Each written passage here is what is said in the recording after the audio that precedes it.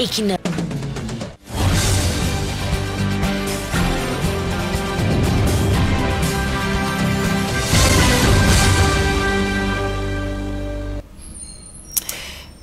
Mesdames, Messieurs, bonjour et merci pour votre fidélité sur Equinox Télévision. C'est une édition spéciale consacrée au retour de Laurent Gbagbo en Côte d'Ivoire après 10 années d'absence. Innocent Nazé, good afternoon. Thank you, Nadine Yambo. Good afternoon, and to your viewers, good afternoon. Welcome to this special edition of the news consecrated to talk about the arrival of former Ivorian President Laurent Gbagbo from Abidjan, that's from where he spent about 10 years, where he was being judged at the International Criminal Court, and his arrival just a few minutes ago, and we'll be telling you more just in a special edition. Nadine Yambo. Exactement, Innocent Nazé. Nous mettons à présent le cap sur Abidjan, en Côte d'Ivoire, pour retrouver nos envoyés spéciaux. Des tirs ont été entendus à l'aéroport d'Abidjan à moins d'1h30 de l'arrivée de Laurent Gbagbo en Côte d'Ivoire. L'ambiance est plutôt tendue. Des entraves à la mobilisation des militants et sympathisants n'ont pas entamé lors de la détermination des Ivoiriens à se mobiliser massivement pour pouvoir accueillir Laurent Gbagbo. Nos envoyés spéciaux font le point sur l'ambiance au pavillon présidentiel dans ce reportage signé Carlos Minoué, Éric Florent Ouattat et Cédric Noufeli. C'est une atmosphère quelque peu tendue ici au pavillon présidentiel de l'aéroport international Félix Houphouët-Boigny à Abidjan. Les partisans de Laurent Gbagbo se plaignent. Ils éprouvent toujours des difficultés à se positionner le long de l'itinéraire retenu pour le cortège de Laurent Gbagbo. Ces cadres politiques dénoncent des manœuvres visant à réprimer les sympathisants et militants du FPI de Laurent Gbagbo, qui souhaitent lui réserver un accueil chaleureux. Ils ont appelé les responsables de la police et les autorités gouvernementales ivoiriennes afin de comprendre ces attitudes des autorités et des forces de l'ordre à l'endroit des militants et sympathisants de Laurent Gbagbo. Ici, dans l'enceinte du pavillon présidentiel, seule une cinquantaine de personnalités triées sur le volet peuvent attendre l'arrivée de Laurent Gbagbo, lui qui a emprunté un vol commercial depuis Bruxelles pour se rendre ici à Abidjan. Son vol connaîtra un retard d'environ 40 minutes selon les informations que nous avons.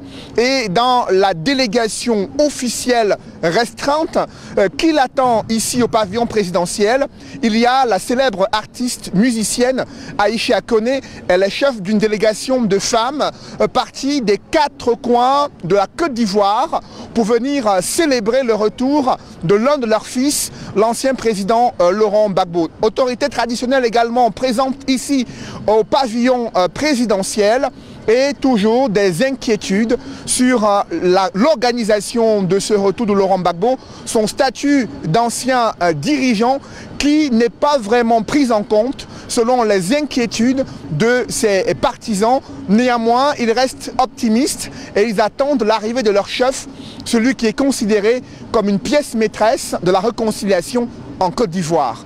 Ici au pavillon présidentiel à Abidjan, Cédric Noufeli, Carlos Minoué, Éric Ouattat pour Equinox Télévision. Et signalons la suite de nos envoyés spéciaux que des réactions n'ont pas tardé après notamment la restriction d'accès à certains militants. Frank Anderson Kwasi, l'un des porte-parole du FPI, s'insurge contre la duplicité du pouvoir ivoirien, lequel aurait donc restreint les mouvements des sympathisants de Laurent Gbagbo. Son statut d'ancien chef d'État ne serait pas pris en compte. Nous vous proposons de l'écouter.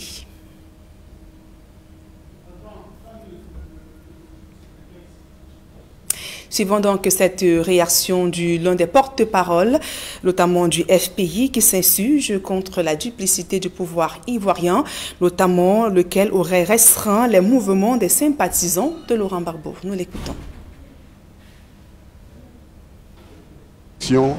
Émanant du préfet de la ville d'Abidjan. Ce sont ces personnes-là qui ont compétence au regard de la loi de faire la police administrative. et donc d'interdire une manifestation. Même mieux, hier, en Conseil des ministres, en rendant compte du Conseil des ministres, le porte-parole a dit qu'il nous accompagnait le FPI dans la mise en œuvre de schémas que nous avons arrêtés. Je voudrais dire que jusque-là, nous avions travaillé en partenariat. Je croyais vraiment que nous travaillions en partenariat. Et donc forcément, ce qui se passe aujourd'hui nous inquiète parce qu'en termes de gouvernance, ça nous pose un petit problème. Le premier problème, comme je vous dis, c'est la question qu'on ne peut pas... La police ne peut pas agir, s'auto-saisir et agir d'elle-même, auquel cas il faudra désespérer de notre police et de craindre. Donc il y a forcément des manipulations derrière. Et je trouve ça dommageable parce qu'un pays où tout le monde nous regarde et toute la presse qui en parle, qu'on gaze les personnes alors qu'on n'a pas un acte administratif qui l'interdit, cela me paraît ne pas correspondre au bon fonctionnement des rapports dans un État. Et encore, cela viole l'esprit qui a prévalu jusque-là avec le gouvernement que nous avons considéré jusque-là comme étant un partenariat. Il ne faut pas, parce que donner au monde entier l'impression que bon, on est ouvert et que nous sommes totalement disponibles dans le cadre du dialogue, on ne peut pas prendre des éléments importants comme accorder le statut d'ancien chef d'État à le président Laurent Gbagbo et annoncer au monde qu'on lui donne le pavillon. Pour nous, certes, c'est un élément qui fait partie de son statut, mais le plus important, c'est la population qui veut l'accueillir. Et je pense que ce double langage ne rend pas du tout service à notre pays. Et comme je l'ai dit, nous sommes engagés dans un processus de réconciliation et il faut mieux éviter les frustrations. Parce que hier, il y a des gens qui ont manifesté, se prévalant donc des victimes. Personne ne les a dérangés, ils sont même allés dans des endroits pour manifester. C'est cette façon de faire l'administration qui crée parfois des frustrations et qui, à la fin du compte, pose des problèmes en termes de ressentiment, ainsi de suite. Nous devons aller au-delà de cela. Nous avons travaillé en bonne intelligence avec le gouvernement. Nous sommes les derniers jours, il est malheureux, hein. On nous annonce des cars bloqués un peu par-ci, des arrestations par-là. Il y a manifestement une volonté d'empêcher les populations de sortir. Et cela viole vraiment l'esprit du contrat. Et pour être déçus, oui, nous sommes déçus. Nous venons donc là d'écouter le secrétaire général du FPI en lieu et place de l'un des porte-parole, dont Assoua Addo, qui critique aussi ces restrictions de mouvement des sympathisants de Laurent Gbagbo. Il condamne ces actes du pouvoir ivoirien. Et à sa suite donc, le porte-parole, l'un des porte-paroles du FPI, Franck Anderson Kwasi, qui s'insurge contre la duplicité du pouvoir ivoirien. Il estime que son statut d'ancien chef d'État n'a pas été pris en compte. Nous l'écoutons. À partir du moment où le gouvernement n'a pas donné des ordres d'interdiction, nous demandons au gouvernement, il n'est pas encore tard, de faire arrêter toutes ces répressions-là et que les gens puissent, de façon pacifique, permettre de se rassembler, de saluer le président à son passage et puis c'est tout. Voilà un peu le point que nous voulons faire. Le président lui-même, il a décollé depuis 9h et quelques. Il est dans l'avion. C'est vrai que le vol a accusé un retard d'une quarantaine de minutes. On espère que d'ici 16h45 au plus tard, il sera là. On va l'accueillir comme on l'a prévu et puis on va partir selon l'itinéraire que nous avons indiqué. Il est ancien président de la République. Il y a une loi qui encadre donc le statut des anciens présidents de la République. C'est la loi de 2007-201 du 16 juin 2005 portant statut d'ancien chef d'État, ancien ministre, ancien président d'institution.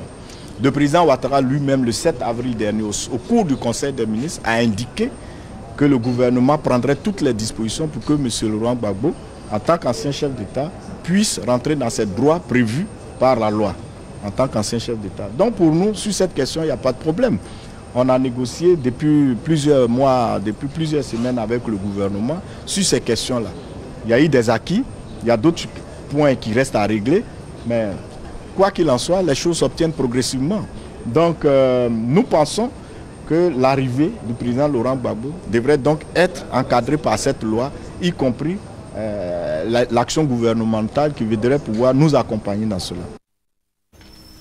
Et les supporters de Laurent Gbagbo n'ont pas été empêchés d'avoir donc accès à l'aéroport. Les forces de l'ordre ont lancé du gaz lacrymogène sur des petits groupes qui tentaient de se rassembler. Des incidents qui se sont donc multipliés à la mi-journée alors que l'ancien président de Côte d'Ivoire est attendu vers 17h30 heure du Cameroun.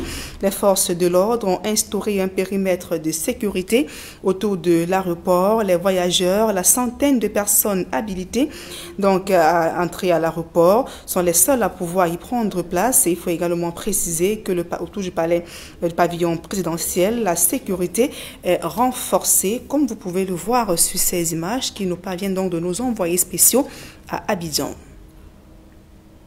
D'autres militants et sympathisants n'ont pas caché leur colère après avoir été interdits d'accès donc à l'esplanade de l'aéroport d'Abidjan. Écoutons donc quelques réactions de ces militants au micro de nos envoyés spéciaux.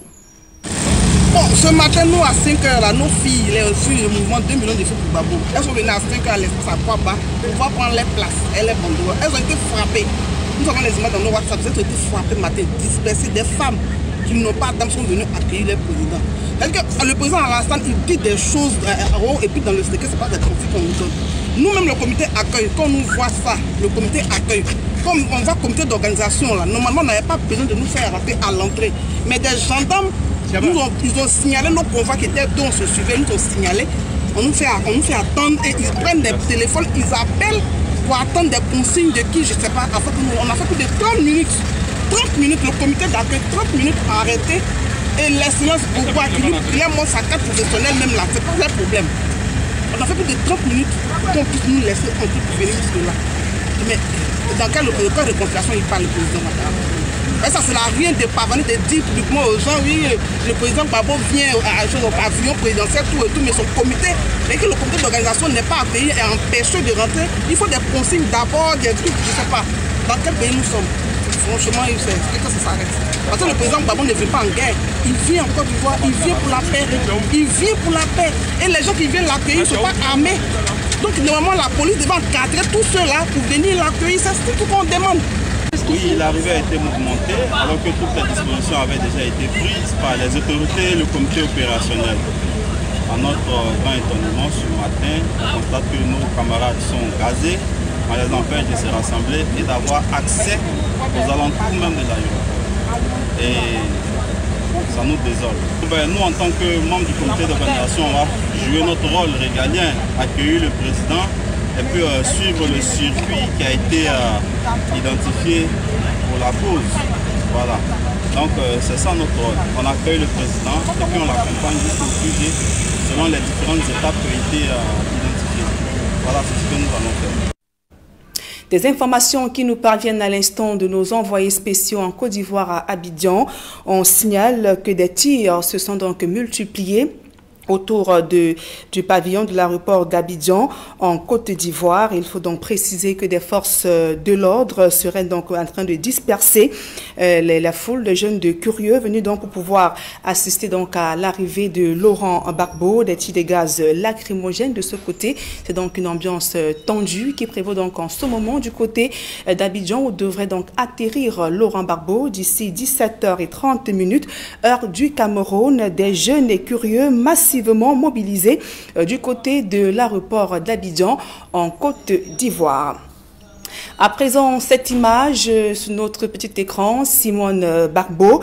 Donc, Simone Gbagbo en route pour l'aéroport d'Abidjan en Côte d'Ivoire pour aller donc accueillir son époux Laurent Gbagbo après 10 années d'absence. Laurent Gbagbo qui arrive tout à l'heure lorsqu'il sera 17h30. Simone Gbagbo qui est donc en route pour l'aéroport d'Abidjan dans du pavillon d'honneur pavillon présidentiel justement où elle est en train de faire son entrée d'après les informations qui nous parviennent de nos envoyés spéciaux en Côte d'Ivoire.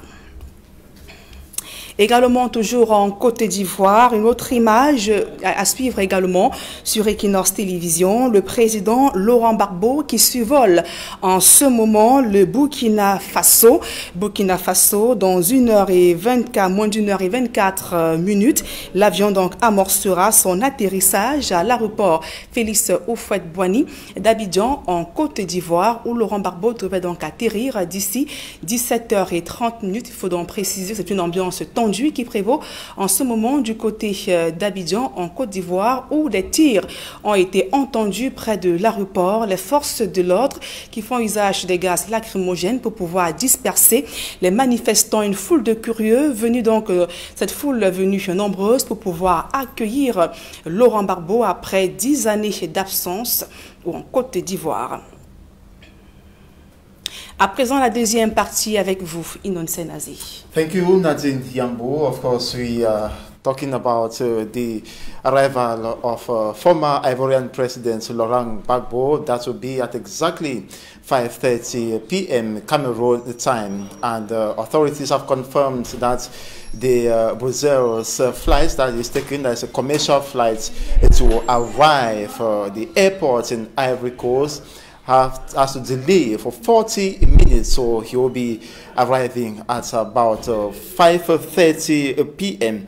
And before his arrival, it should be noted that hundreds of authorities, equally partisans, have assembled at the presidential pavilion at the airport to welcome the former Ivorian leader Laurent Gbagbo. And we equally heard that some of the partisans earlier today were prevented from gathering and celebrating to welcome their leader at the airport. And as the spokesperson of his Ivorian Popular Front party, that's the FPI, criticizes the fact that state authorities use force to prevent the party militants and supporters from gathering to celebrate and also to welcome their leader they have missed for about 10 years. While he was at the International Criminal Court, they were earlier dispersed, just like I indicated, with tear gas, with others rough-handed. And tension we are equally getting continuous at the level of the airport, where Laurent Gbagbo is expected to land at 5:30 p.m. The party militants who also spoke to reporters who are on a special assignment indicated that they are in total frustration as they have been prevented into the airport where Laurent Gbagbo is due to land. They recounted how they went through repression from hands of security elements. And just in the images as you are watching, there are authorities who are preparing the way for the return of former Ivorian leader Laurent Gbagbo.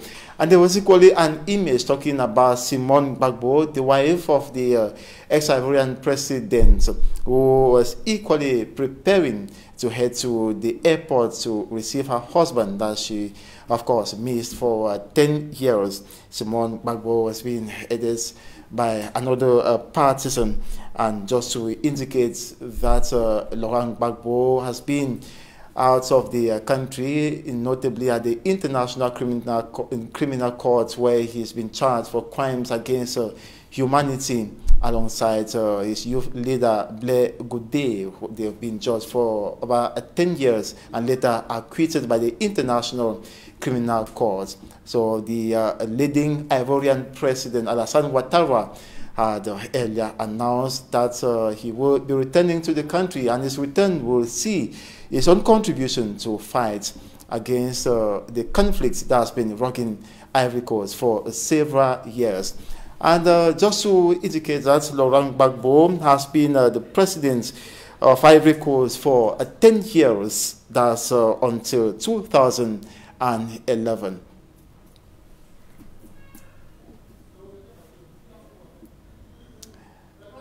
Well, we'll of course continue talking about the arrival of Laurent Gbagbo. That will be at exactly 5:30 p.m. But we'll be giving you updates regarding that arrival, just like we indicated that authorities had announced that his flight on the Brussels commercial flights will take or delay for 45 minutes.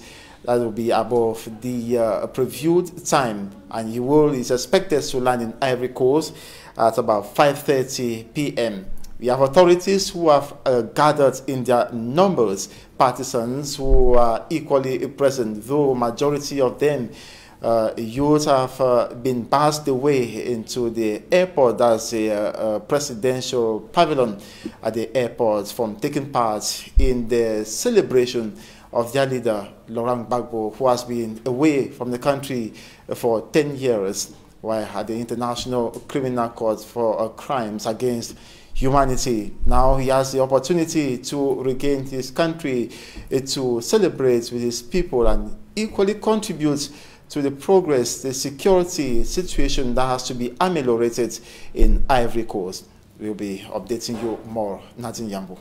Exactement, Innocent Nazé, avant de se séparer, il faudrait rappeler, en ce moment, c'est une ambiance tendue qui règne en ce moment du côté d'Abidjan, en Côte d'Ivoire, précisément au niveau de l'aéroport, où des tirs se multiplient depuis quelques minutes seulement.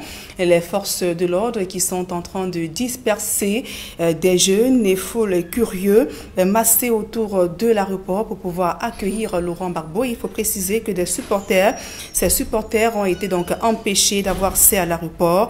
Les forces de l'ordre qui ont lancé du gaz lacrymogène sur des petits groupes qui tentent donc de se rassembler. Des incidents qui se sont par ailleurs multipliés durant la mi-journée, alors que l'ancien président de Côte d'Ivoire est attendu dans moins de 45 minutes, précisément aux alentours de 17h30, heure du Cameroun. Simon Gbagbo qui a également fait son entrée du côté du pavillon présidentiel à l'aéroport d'Abidjan, une entrée très courue qui a d'ailleurs provoqué des incidents.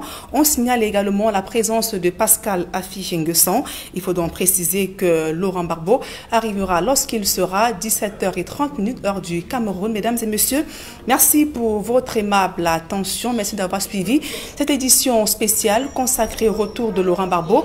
Nous y reviendrons encore à tout moment sur les antennes d'Equinox Télévision. Merci de nous avoir suivis. Innocent Nazé. Thank you, Nadine Yambo. Just like you heard it, so we'll be coming back shortly to inform you when Laurent Gbagbo must have arrived at the airport, where he's been awaited by hundreds and thousands of supporters as well as state authorities. That's it for this special edition.